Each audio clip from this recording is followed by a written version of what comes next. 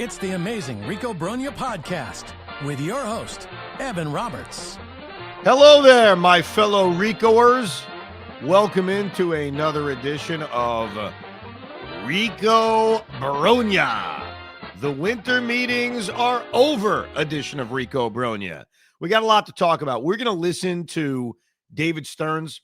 We're actually going to have a few episodes of this because David Stearns met the media numerous times while he was at the winter meetings. And so what we've done this a couple of times, is we're going to listen to his entire press conference and we'll stop it after questions and then we'll offer some quick analysis to it. So it's kind of a double-edged, not double-edged sword, but I guess it's like a double deucer. You get two benefits. You get the benefit of hearing from David Stearns if you haven't, and then we all get to talk about it. So that's coming up today on the Rico Brogna. It'll be a few episodes like that because David Stearns said quite a bit. I had a medical procedure earlier on Wednesday, and I had joked a few times on the Rico that I was probably going to be very high after said procedure. I needed to have a record of it. So when I was rolled out of the hospital or rolled out of the room I was in, and some strange gentleman woke me up and said, "It's over. You can wake up now, sir," I very quickly grabbed my phone, and I knew I couldn't tweet. I couldn't call up WFN, couldn't do anything like that. So I did the safest thing. I recorded myself. And so I sent it to off. I actually sent it to Morash, Tiki, and Loogie, part of the Evan and Tiki show. I don't know if they played it on the air, but I do have a record of how I sounded really, really high. We're not going to play it here. Maybe I'll save that for Evan and Tiki. But Hoff, how would you describe the way I sounded 5 minutes after being woken up and still being completely high from whatever drugs they gave me? Evan, I just want to say thank you for this. And it wasn't just, it was the best part too, is you were texting the whole time. You were texting us and sending us audio. Like you were in a different world. And I appreciate the fact that you were able to share your deepest moments with us. Well, and the reason I did this, I can't believe I was thinking straight enough, is that as I sit here now, like 8 or 9 hours after this, I don't remember much. So I think having that saved audio is a way to remind myself some things, because it's weird for anyone who's been, what's it called? Sedated? I wasn't even sedated. I was put to sleep because you were knocked out, bro. I was knocked out. They had to stick a thing down my throat. So it's a whole thing. I'm all right, by the way. I'm not dead. But you wake up and it's the weirdest feeling in the world. So I just wanted to have record of what was going through my mind. So I will promise you this. I will debut that audio on the Evan and Tiki program at 5:30. That's the time we're going to do it, 5:30, in case you're curious. Now, let's get down to business. Let's get down to baseball. Before we listen to David Stearns, we got the Garrett Crochet trade. So what I always love to do when a trade is made like this is compare it to what it would have been for the New York Mets. And then we could all decide, would it have been worth the New York Mets outbidding the Boston Red Sox to get Garrett Crochet? The Red Sox gave up 4 prospects. They gave up Kyle Teal, who is rated as the 27th best prospect in Major League Baseball. I think according to MLB Pipeline, there's a lot of different kind of groups that do rankings. So take it for a grain of salt. Take it for what it's worth. But Kyle Teal, who was the first-round pick of the Red Sox in 2023. He's a catcher. I've seen him ranked as high as 27. I've seen him ranked as number 62, according to Baseball America. Bottom line is you're talking about a consensus top 100 prospect, a former first-round pick of Boston 2 years ago, and a catcher who's already in AAA. So certainly he is major league close. That's piece number one. Piece number two is an outfielder by the name of Braden Montgomery, who was the Red Sox first-round pick this year. There was a time in which you weren't allowed to do that. There was a time in which you had to wait a year before you traded first-round picks or any kind of pick from a draft. He's rated as the 59th best prospect in Major League Baseball, 5th best in the Red Sox organization. He has not played minor league baseball yet. Again, he was drafted in the first round this past year, so he hasn't done anything yet in the minor leagues, and he is 22 years old, if memory serves correct. I didn't write that one down. The third prospect is a guy by the name of Chase Meteoroff, who put up some good numbers at AAA last year. He's an infielder. He's the Red Sox 11th ranked prospect. And the fourth guy traded is a guy by the name of Wilkelman Gonzalez, who had mediocre numbers at AAA, and he's rated as the Red Sox 14th best prospect. So I give you all this information just for us to digest and understand what was it going to cost the Mets. And if I'm being fair, and I'm trying to give you an equivalence of this, you're talking about two top 100 prospects. So that means, want to say Brandon Sproat and Jet Williams? I don't think you have to match up positions necessarily. The Red Sox gave them a catcher, an outfielder, an infielder, and a pitcher. I think they were just looking for the best prospects they can get. The White Sox are certainly not close enough where I think they were being specific to a position. So I feel like including Brandon Sproat as a name is probably accurate because they probably would have asked for him. And that's a nice sell to your fan base. Here's a starting pitcher that's major league ready. But you're looking at probably Sproat and Jet Williams plus lower level prospects. Or if you don't want to say Sproat and they wanted position players, Jet Williams, Luis Angel Acuna, and two lower level prospects. Or dare I say Drew Gilbert and Jet Williams and two lower level prospects. And I got to tell you, while I now have a stomach to make a trade, the stomach I didn't have last year to trade young pieces for starting pitching, and as high as I may be on Garrett Crochet, that's a lot. That's an awful lot. I look at what the Red Sox gave up. I'm not criticizing them. I get it. You got to give up something to get something. But I'm also not devastated that the Mets didn't do this. That's kind of the way I look at this. I get why Chicago got what they got. And if Garrett Crochet turns into the next great ace for the next 7 or 8 years, we may look back at this and say, oh my God, you should have given him anything. I think back to the Pedro Martinez trade. When the Expos traded Pedro to the Red Sox, that was one of my first, as a young baseball fan, like I was so into, I wanted him. And this is before Pedro was the Hall of Famer. He really only had one good year with the Expos. I think he won the Cy Young, but that was his breakout year. So he was still relatively young. He had a lot to prove. He wasn't, the ultra dominant, easy, guaranteed Hall of Famer that he certainly became. And I remember following the news every day, wanting him badly and wanting to give up whatever it would cost. And certainly looking back on it now, he would have been worth anything. You can name any kind of grouping of prospects. If you're getting Pedro Martinez in the prime of his career, it's well worth it. Now, we don't know if that's what Garrett Crochet is going to be, but I admit if he turns into the most dominant left-hander in baseball for the next half a decade, we're not going to care that it was going to cost Jet Williams and Drew Gilbert and this and that. But that was a very, very expensive price tag, and I saw what the Red Sox gave up, and I have no regrets. That's number one. Number two, the details on the Juan Soto contract are fascinating. He's going to have a press conference, by the way, on Thursday at 3 o'clock. You'll be able to hear that press conference on WFAN. We'll air it live. So you'll hear everything Juan has to say if you're curious about why he came to the Mets and if he's going to admit it's the money or if he's going to give some other story. But I was looking at the breakdown as John Heyman released it. So the signing bonus is $75 million. Good for him, especially because it isn't taxed in New York City. And then his average annual salary for this upcoming season and next year is $46.8 million. And then in 2027, it ducks down to $42.5 million. Sort of seems reasonable. It's basically Aaron Judge territory. Then in 2008 and 2029, it jumps back up to the 46.8. Then he's got the opt-out. If the Mets don't override it and Soto doesn't opt out because he just doesn't think he can do better, it'll be a straight $46 million a year until 2038. So that number we've been hearing about 51 and 54, we figured that because we didn't factor in the breakdown of the signing bonus. So it's actually a little bit lower, $46 million a year. If the Mets override the opt-out, you have to add 4 to it, then you get to 50. And so then for the final 8 years of his contract, or 9 years of his contract, actually, he would get paid $50 million a year. So that's the breakdown. What I've been trying to figure out, and no one has supplied the answer yet, is what the CBT number is. I'm going to assume, because I don't think that signing bonuses are impacted by that. I think it's the average annual salary. So I think that number is going to be about $46 or $47 million per year.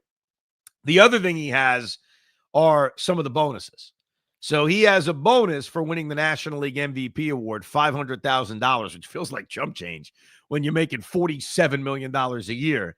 And then if he wins the MVP again, he get $1 million for every extra MVP award he brings. I think I speak for every Met fan who has never seen an MVP. We've gotten close. If you want to consider Lindor close this year, I guess. I mean, he finished second, but it wasn't very close. We've never seen a Met win an MVP. So if Juan Soto wins an MVP with this team, glad, give him the freaking money. Raise our ticket prices while you're at it. I'm just kidding. Strike that. Strike that from the Rico. No, I do feel that way sometimes. Like, are you still high? No. I've always said that though, Pete. If you get me good players and you give me a good product, I'll pay more money. You get what you pay for, right? I will say, did you look? I mean, you didn't have to look up the single season tickets because you already have the package, but I did try to look to buy tickets on Monday, and they were saying that they were experiencing a lot of heavy traffic, so they'd get back to us, like just fill out information, and they get back to us. Listen, I think it's good. It's all good. I think right now we're an excited fan base. I mean, opening day is going to be the hottest ticket in the world. We'll see what Saturday night in April against the Blue Jays looks like. I don't know if that game's going to be sold out, especially if it's 45 degrees. The Mets aren't going to sell out every game this year, but their attendance is going to go up significantly. And it's going to go up significantly for two reasons. Number one, they're coming off a really good year. And that's the way it always goes. When you're coming off a really good year, there's excitement, there's juice about a team. That usually leads to ticket sales. And then obviously Juan Soto. But here's the reality, and we're going to talk about this a lot because we're going to hear from David Stearns, and he kind of addresses many different topics. There's a lot to do. And like there's this weird balance right now that I think we have as Met fans where we're really, really excited about the signing of Juan Soto. And Thursday, if you're listening live today or listening live tomorrow, if you're listening on a podcast on Thursday, later today, or it already happened, there's going to be a Juan Soto press conference. And that'll be another day to celebrate. And we have every right to. It's very exciting to add a 26-year-old superstar in the prime of his career. You want to throw in the added bonus of taking him away from the New York Yankees? That's fine. Bottom line is they added a great, great baseball player, a top 3 baseball player right now in the sport, and he's going to be on our team for the next decade and a half. It would be foolish, negative, and dumb to not be genuinely excited about that. But you can walk and chew gum at the same time. So we're walking to excitement, and the chewing gum part is this team's got a lot of work to do. They got holes all over the bullpen. They need to add a starter. I'd prefer 2. Certainly a guy that can give you some certainty in this rotation. And offensively, there's a missing piece. And that piece to me is Pete Alonso. So there's a lot of work to do. It's also mid-December.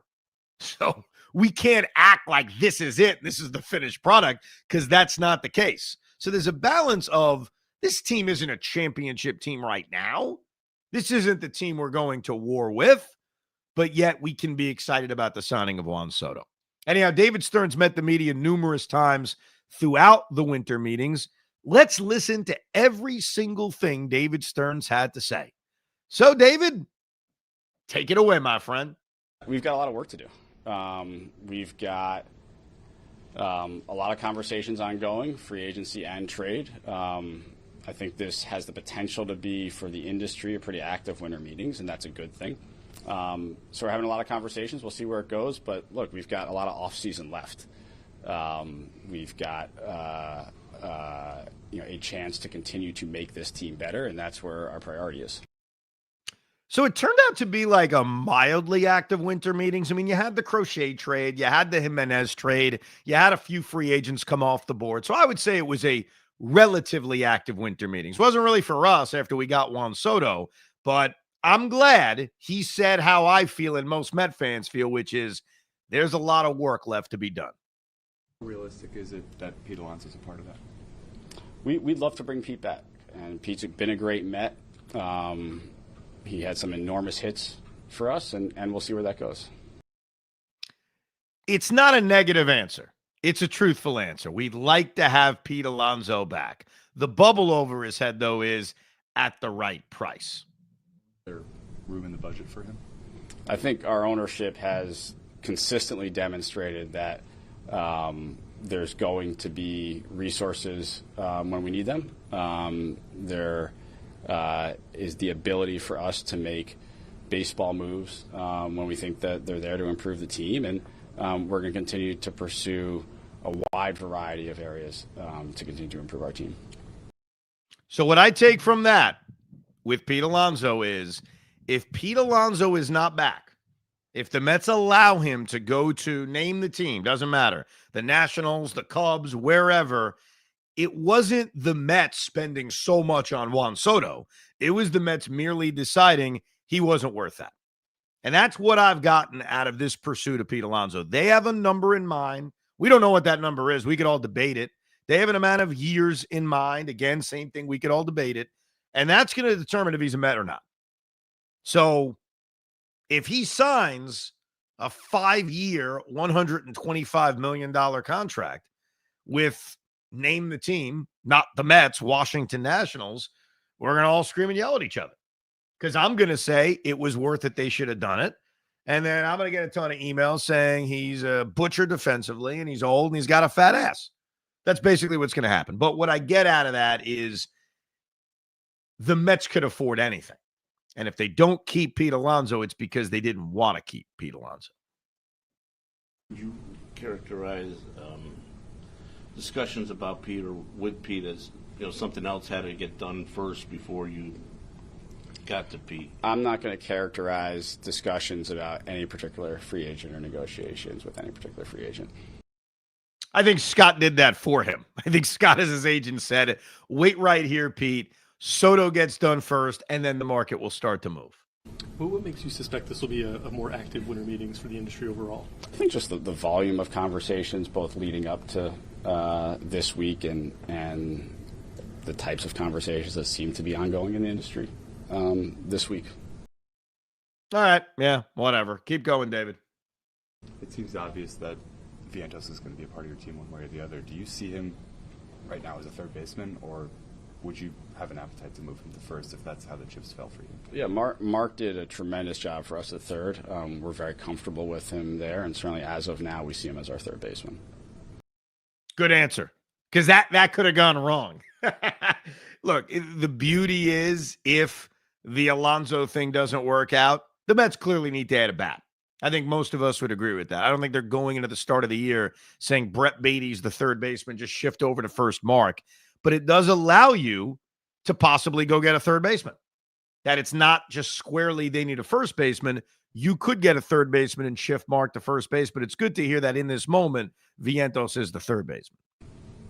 What do you see as the biggest needs left, given that you've completed a few deals, you have a few deals pending?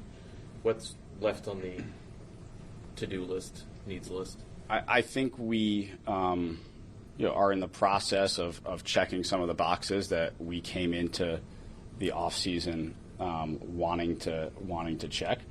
And we're going to continue to do that. I think we can really have the ability to add to all segments of our team, and it's just finding the right deal and the right players. We can continue to add to our pitching staff, and we still have places in our position player grouping where we think some additions could make sense as well.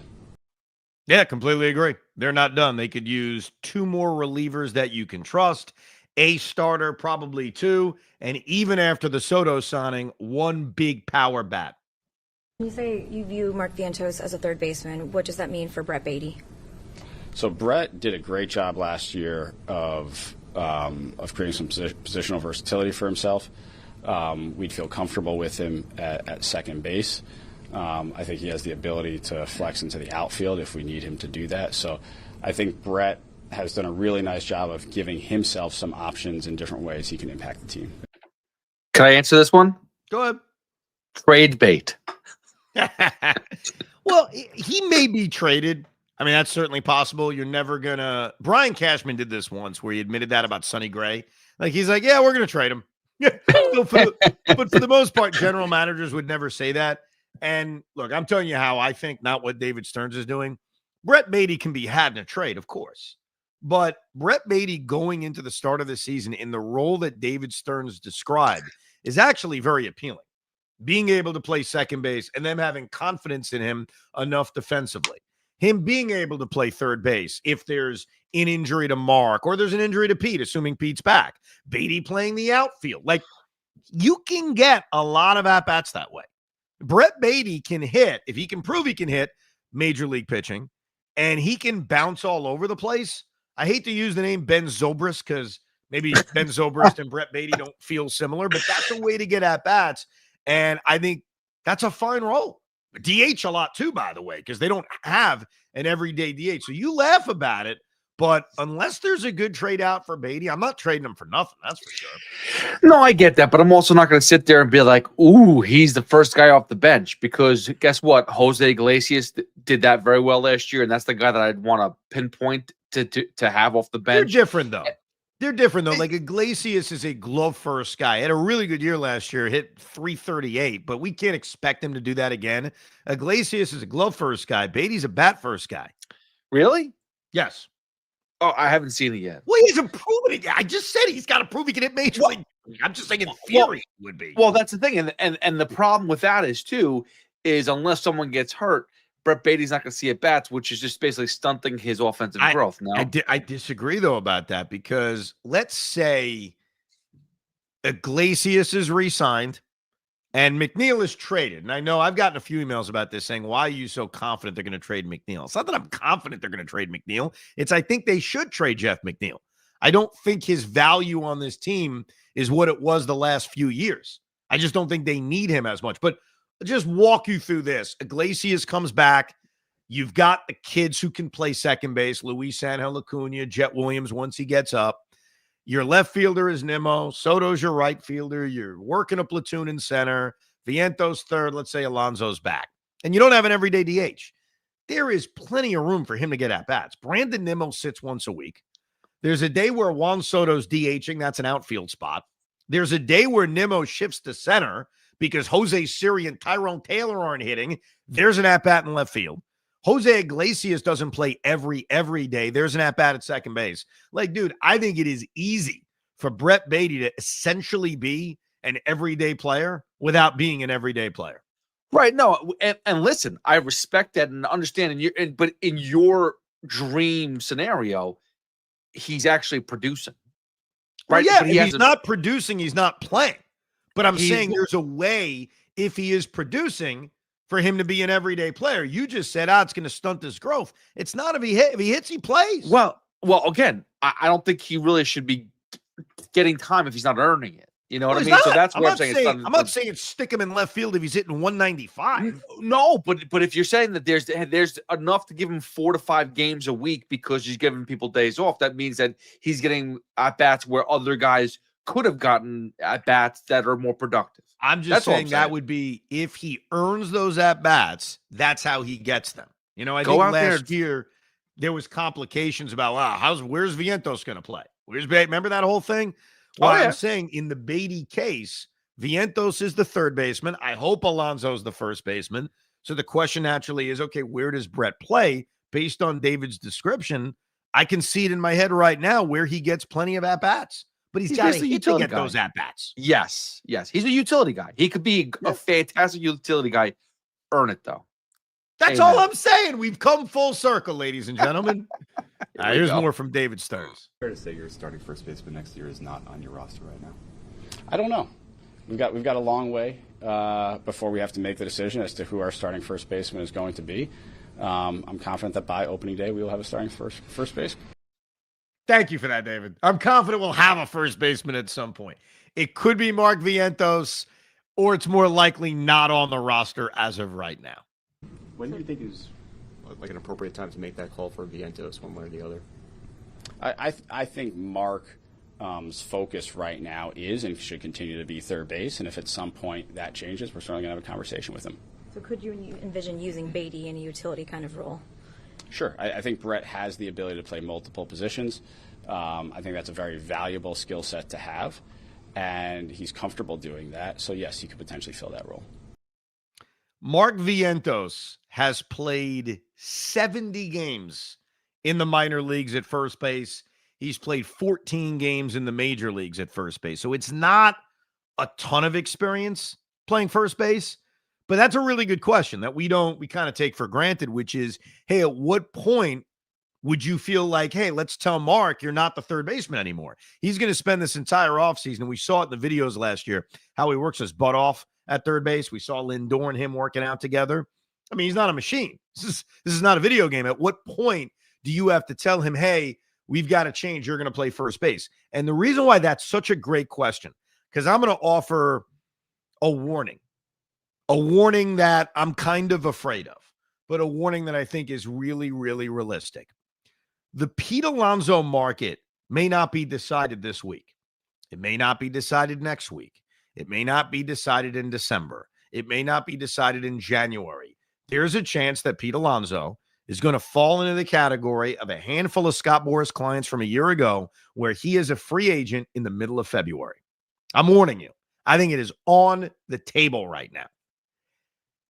Are the Mets going to pivot somewhere else before that happens? What do you think? My guess is no.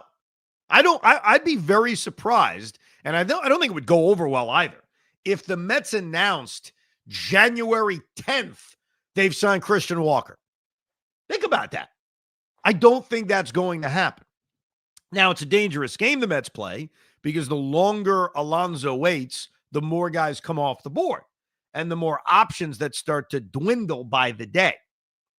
But the reason I bring that up is, let's say the Mets, they're fine. We're going to have a standoff. Well, we're going to stare you down, Pete. We don't think you're going to get what you're asking for. We'd like to have you back. Most of the fans want to have you back. And we believe if we wait this out long enough, you'll come back. Because if you eventually don't get what you want, you may end up taking a short-term deal. And wouldn't you rather have a short-term deal with the New York Mets? So let's say the Mets engage in that. Well, here's what's so dangerous about it. Let's say on February 17th, the Washington Nationals just say, screw it, and they sign Pete Alonso. And now spring training has started.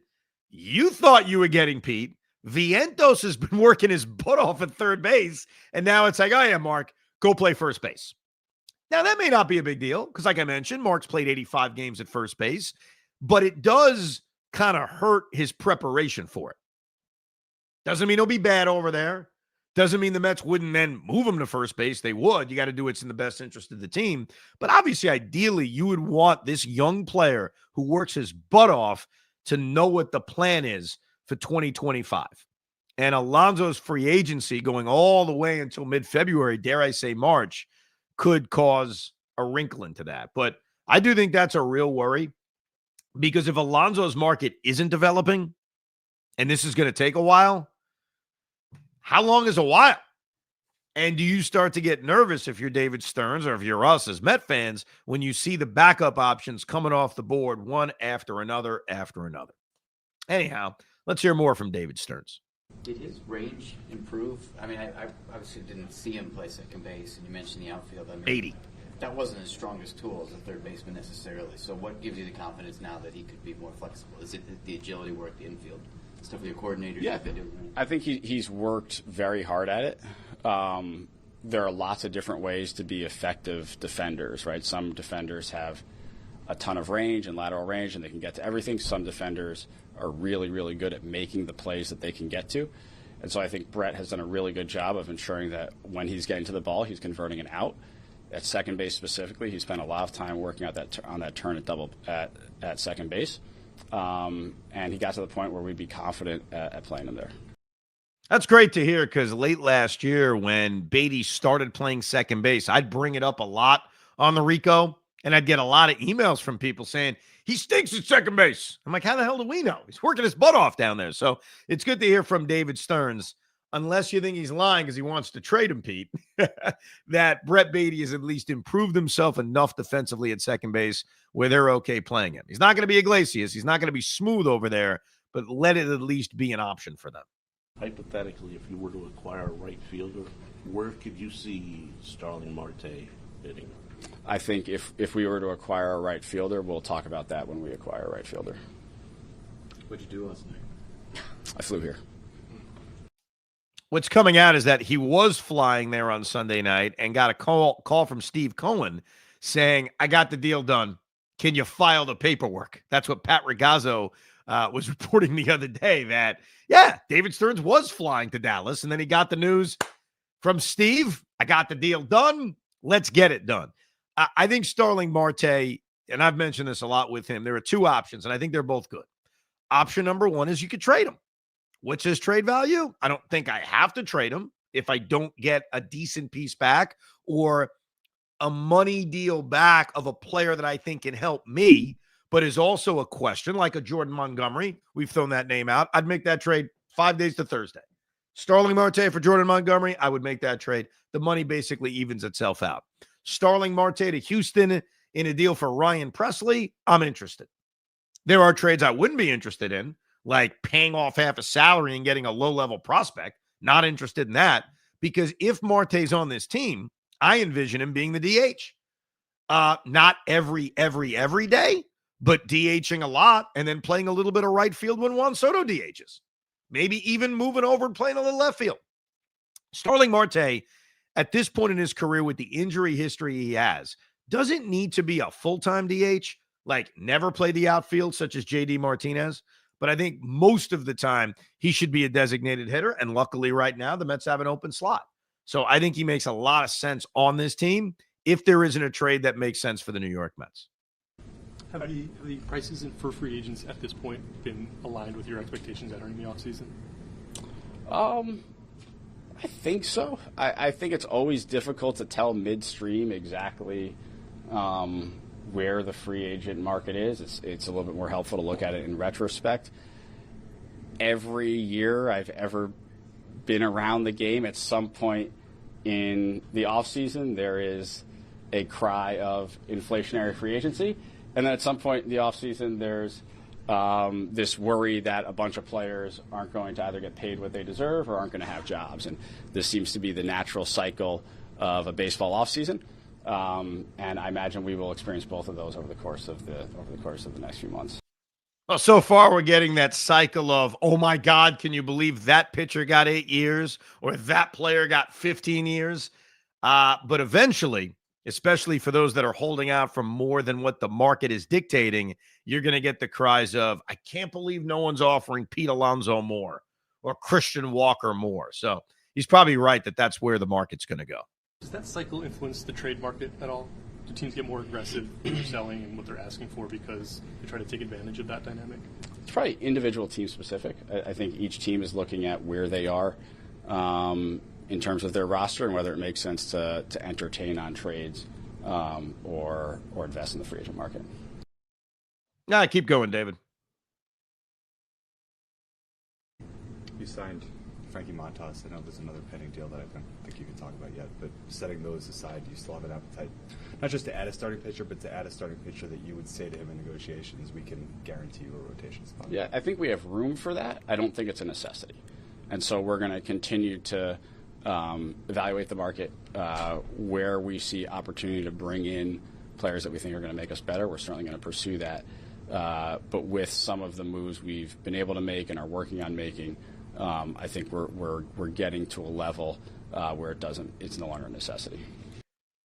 Everybody's got to calm down, because I think you hear that and you say, excuse me, it's not a necessity to add another starting pitcher? You're telling me you're cool with a rotation of David Peterson trying to build off a great second half, Kodai Senga, who didn't pitch last year essentially, Frankie Montas, who is a project, and Clay Holmes, who's a converted reliever, and then all your other swing options like Blackburn and McGill and Budo, and then, of course, the youth. You're telling me that's enough? He doesn't actually believe that. That's a negotiation. When he's talking to A.J. Preller and the San Diego Padres about Dylan Cease, he's at least got I don't really need Dylan Cease. When he was talking to, I forget his name, Chris Getz, the GM of the White Sox, he doesn't need Garrett Crochet, but he knows he needs a starting pitcher. So I know sometimes you hear this, and without the context, it's like, what? What do you mean it's not a necessity? He knows it's a necessity. What I'm not confident about is if he agrees that it's two. He may just think it's 1. I happen to think it's 2. Along those same lines, how do you view Jose Buto, I guess, moving forward into the offseason, into the spring? Yeah, so for guys like Jose, the easiest thing for them is to prepare in the offseason as though they're going to be stretched out. Once you're stretched out, we can always shorten you up.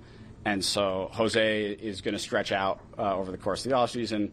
We'll probably stretch him out a little bit once he's into camp, and then we'll see how our roster shapes out. He proved last year he can be a weapon out of the bullpen, and he also has experience of going deeper into games as a starter. So it's a great skill set to have, and it gives us some versatility in our pitching staff. Things would have to go bad for Jose Buto to be in the Mets rotation. That's how I'm viewing it right now, because we know the 4 guys that are in the rotation. I believe they're going to add another guy that gets to 5, right? You've got Paul Blackburn, who I think will be ahead of him in terms of we're going to go to another starter. It'll be Blackburn before Buto. I even think it'll be McGill before Buto unless things change early in the season where he kind of succeeds as a bullpen arm, as a short reliever. So I don't think Buto's really going to be an option unless things go bad, but he is right. In spring training, why not stretch out and see what happens? Between the lines of your previous answer, there are some starting pitchers on the market that will obviously get 5+ years. Do you have an interest in those guys, or are you kind of good without them? I'm not going to comment on any specific contract length or any specific grouping of players, but I think we're always looking to add to our team, and if we think there's a deal that makes sense with an established pitcher, even those at the top of a rotation, we're certainly going to look at it. Yeah. Now, the answer is no.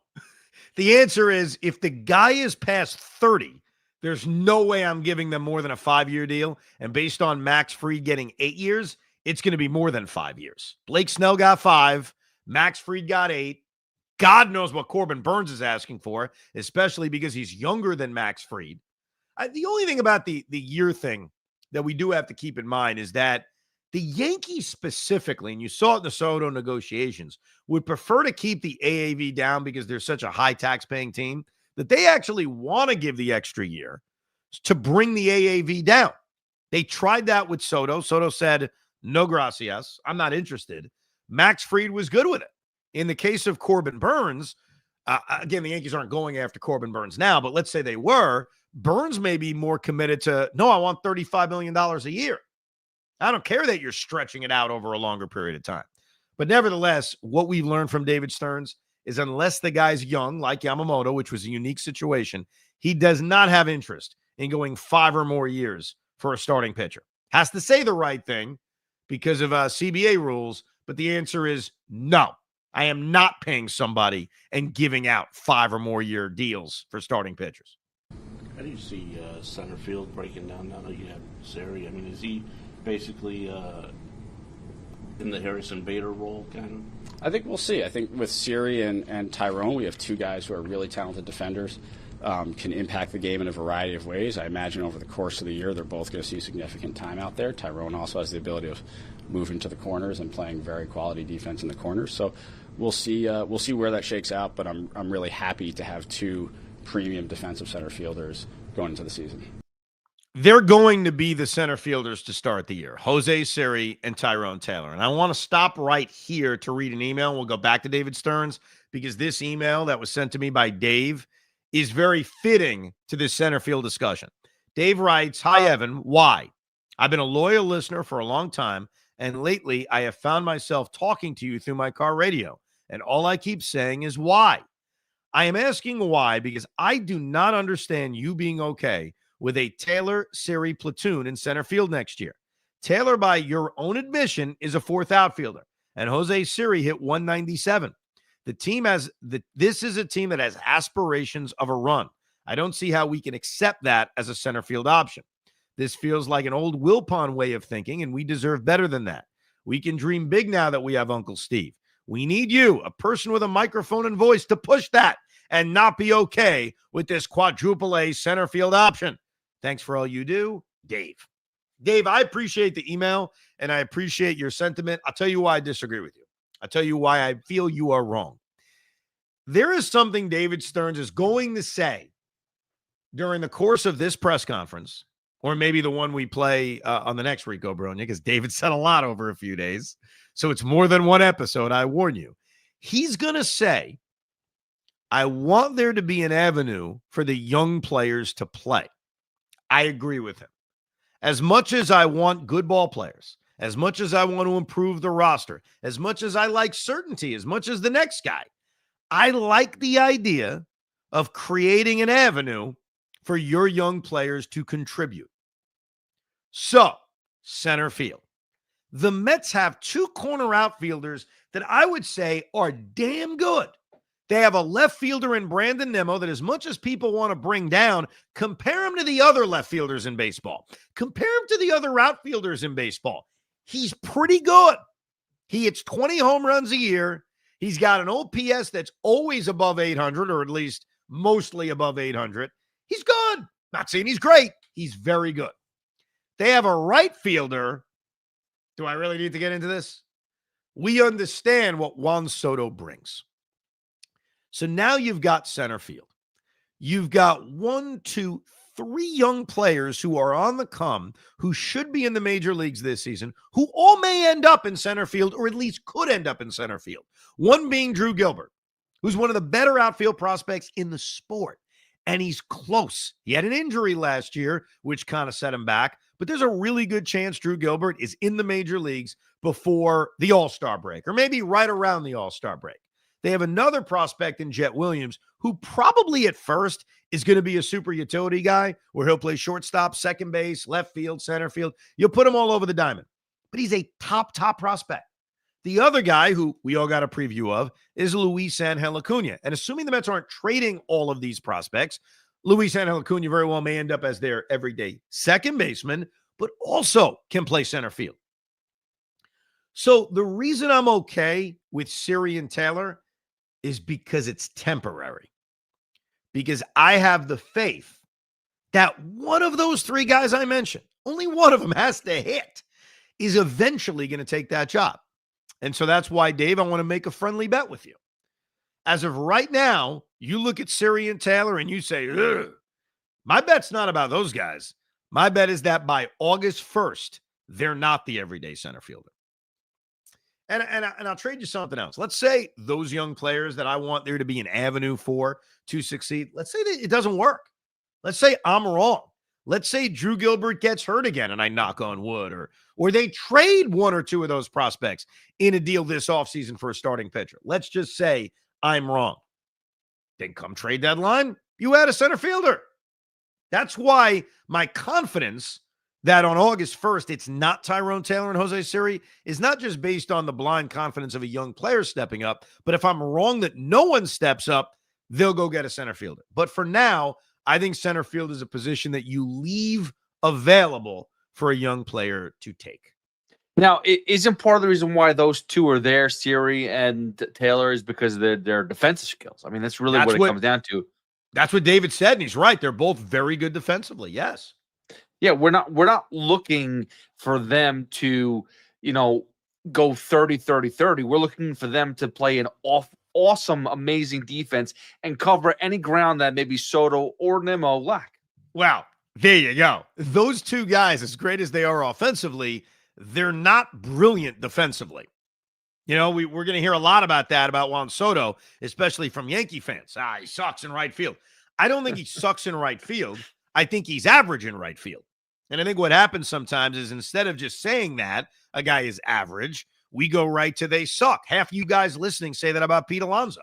He doesn't suck at first base. When people say that, it makes me think they don't watch the Mets, because he doesn't suck at first base. He's average. He's a very good scooper. He's terrible on throws. His range is average. Like, okay, put it all together, you have an average first baseman. By the way, according to Sean Casey, Pete Alonso is the best scooper in the league. I have said that before too, and I appreciate the mayor saying that, Sean Casey. I think he's one of the best scoopers in Major League Baseball. So, but you're right about the defense, and that's the other reason why I think David Stearns looks at Taylor and Siri and says, I'm good with them. I'm good with them for the defense, but I'm good with them because I know it's temporary. At first base, how important is defense versus offense to you at that particular position? I think it's always a combination, and we care about first base defense, and I thought Pete played a very nice first base last year. He was very good around the bag, helped out our infielders a lot, and that's part of our equation and part of our evaluation of the position. See? David Stearns basically agreeing with us. When you say you help out your infielders, that's helping them out on errors. How many Francisco Lindor errors were saved because of Pete's incredible scooping ability? Well, here's the other thing too, though. Like, notice how he said he did a nice job. He didn't say he did a great job. Well, because he does have to negotiate. Well, yeah. Well, also because he didn't do a great job.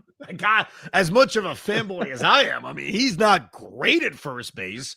He's, by the way, you know what I keep thinking about, and I don't love this as an option. I want to make that clear, but I went down to spring training in 2019 on my own. It was a whole big thing at WFAN because I really can't tell that story. Okay, fine.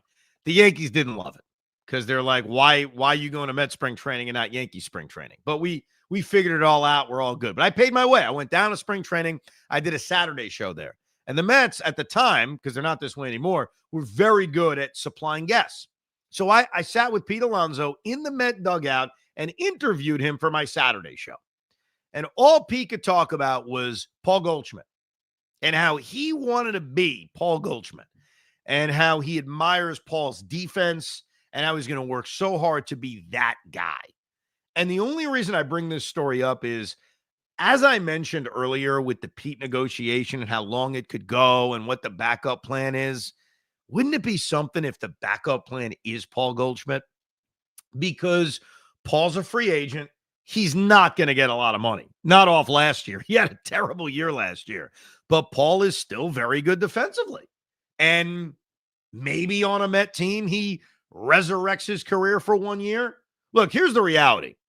If they lose Pete Alonso, and I'm going to be very disappointed, we're all going to be disappointed, a part of me leans towards a short-term deal on a first baseman only because I'm eyeing Vlad as a free agent next year.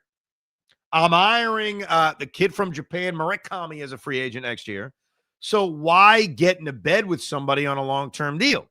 And Paul Goldschmidt on a 1-year deal all right, we'll bridge it till next year is not the worst thing in the world. I only bring it up because I know Pete Alonso, as a young player, really admired Paul Goldschmidt. So whatever. What was his thoughts on Nolan Arenado? You want my thoughts on Nolan Arenado? Well, I'm hoping they're close to mine. What are your thoughts on Nolan Arenado? Agree. Well, he's done. He's washed. Look, I think he's washed, but I also think the difference between Goldschmidt and Arenado is the contract. Like, Arenado's got 3 years left on his deal. Now, granted, the Cardinals could pay the whole thing down, I guess, and make it very reasonable. And then it's, you got no, what's the risk? But Goldschmidt is 1-year deal trying to prove himself, while Nolan Arenado, he's getting paid no matter what. So for whatever reason, I think contract's the main reason why. I would actually prefer taking a flyer on Goldie as a backup plan before I would Nolan Arenado. But it's nice to see that Nolan Arenado put the Mets on his list of teams he would accept the trade to. That's cute. Thank you, Nolan, for your consideration. When you last spoke at Citi Field a couple of weeks back, you mentioned that Ronnie Maurice's progress has been a little bit slow going. How's that? Do you have any updates on? Yeah, he's had a really good couple of weeks, and so I think we're heading in the right direction there. He's beginning baseball activities, and so all of that is really positive, and probably this is the best stretch of Ronnie progression that we've had in some time. Well, that's great to hear. The last time David spoke about Ronnie, he had still not returned to baseball activities. With that said, I think it's great that the kid's making progress. I caution everyone to not think about him as part of the plans this season, because I think he's got to go down to the minor leagues. He's got to hit. It's almost like a reset, which sucks because when he came up at the end of 2023, he was one of those young players we were very excited about. I wouldn't rule him out for the entire season. I think if he goes down to AAA and he's obviously tearing the cover off the ball, then why not? He could certainly be back up here. And that's the other thing. We talk about leaving a position open for young players. To me, you've got center field, you got second base. As of right now, you also have DH because there is no lockdown DH. And ideally, DH can be used to give Soto a day, give Nimmo a day, give Alonso a day if he's back, give Lindor a day. But also, if, let's say, you have a young player tearing it up in the minors like Mauricio, you come up and boom, there's your spot to DH. Looking for a job. I think let's see where we are when we get there. He certainly has the talent to compete for a job. We need the health to be in the right spot, and we also have to recognize this is a player who hasn't now competed in a year, and so we've got to get him back in baseball shape, not just completely healthy. He wouldn't have a chance to play winter ball, would he? At this point, I think it's unlikely. So that answer basically confirms what I just said. He's not playing winter ball. He's a great talent. Go play every day in the minor leagues for a few months. And yeah, if you tear it up, sure. But I would tell you right now, there is zero chance Ronnie Mauricio's in the mix for any kind of major league job coming out of spring training. What is Paul Blackburn's status after his spinal fluid leak surgery? So he is recovering well. And that obviously is a unique surgery, a unique injury in baseball, but so far everything is going well. He is on track to have a relatively normal spring training and on track to be available on opening day. Well, that's good to hear. if he's on the roster. I think he will be, though, because I think once the Mets tendered him a contract, I don't think he has much trade value, even with the starting pitching market the way it is. I mean, he doesn't make a lot of money. He's 31 years old. I mean, maybe he could get you something back if the medicals come back clear. But right now, Paul Blackburn, to me, is that I wouldn't even want him as my sixth guy. I would basically say start the year long reliever, could enter the rotation if there's an injury. That's how I view Paul Blackburn. Now, it's possible the Mets are going to view him as the sixth guy. But remember, he made 5 starts for the Mets last year. You almost forgot about him. It's almost like he never existed. Do you envision him as a starter? Yeah, I do. I think he certainly has the ability and has proven to do that. He also can pitch out of the pen. And so I think we're just going to have to see where we are when we get into March and approach April into how we want to set up our pitching rotation. So just for the record, Paul Blackburn has rarely pitched out of the bullpen. So David Stearns says he can do it. In his major league career, he's made 82 starts and only 4 bullpen appearances. In fact, he made 1 in 2023 and 3 in 2019. That's it. So him pitching out of the bullpen at the major league level would be very new for him. Doesn't mean he can't do it, but he doesn't have a lot of experience doing it. Same deal for McGill, off-season into spring training-wise? Yes. Yeah, so Tyler is going to come to camp preparing to be a starter. If the situation occurs where we need to shorten him up, we'll have that conversation with him. Yeah, I want to see what McGill is shortened up. I want to see what McGill is as a reliever. There's a part of me that still thinks he could transition and actually be a really good 7th inning guy, 8th inning guy. But we haven't seen it yet. Mets have needed to use him as a starting pitcher. He wasn't bad last year when he was up here. He was the ultimate swing guy last year. And there's a value to being a swing guy. And you're going to need 8, 9, 10 starting pitchers over the course of a year. But there is still a part of me, small part of me, that's intrigued by what McGill can do when he's shortened up. Could you see a path within your rotation that maybe you go with a guy who starts and maybe pitches 2 or 3 innings and then supplement him with a guy who goes 3 innings? I think we're always open to creative ideas. I don't know that we're going to go into the season with sort of a design tandem like that, but over the course of the year, we're probably going to explore every single option to get 27 outs that we can possibly find. But we understand the importance of creating true starting depth, of having a ton of options, not only in the major leagues, but in AAA that can pitch multiple innings, get you deeper into games. And so that continues to be a priority for us. And look, right now that number is at 7. If we're going to take kind of the young guys out because they still need to prove themselves to get up here, like Sproat and Tidwell, you're talking about 7 guys. Now, they're not the 7 greatest guys in the world, but you've got the 4 rotation arms that we know, David Peterson, Kodai Senga, Clay Holmes, Frankie Montas, and the 3 depth guys who David's talked about over the course of this, Jose Budo, Tyler McGill, Paul Blackburn. They're at 7. I think you'll want to get that number to 9. That's at least my hope. How do you feel overall about the state of where the bullpen's at? And is there kind of an appetite to maybe add some proven arms high leverage arms in the back end there? Yeah, I think over the course of the offseason we'll do that. We have a lot of time left. I have confidence in probably our core group that returns back there. But we have some openings, and I'm certain we'll make some additions to that group as the offseason goes along. Yeah, we haven't talked that much about the bullpen, but they really haven't added anything to this bullpen. And Edwin Diaz is your lock guarantee. Dednil Nunez is coming off an injury. I think Reed Garrett's okay, but they don't have a lot. So I don't know if they're going to be in the market for Tanner Scott once he finally comes off the board, or if Devin Williams eventually gets traded by Milwaukee. But we've talked about this. It'd be nice to have at least one more almost sure thing coming out of that bullpen. What's your philosophy generally toward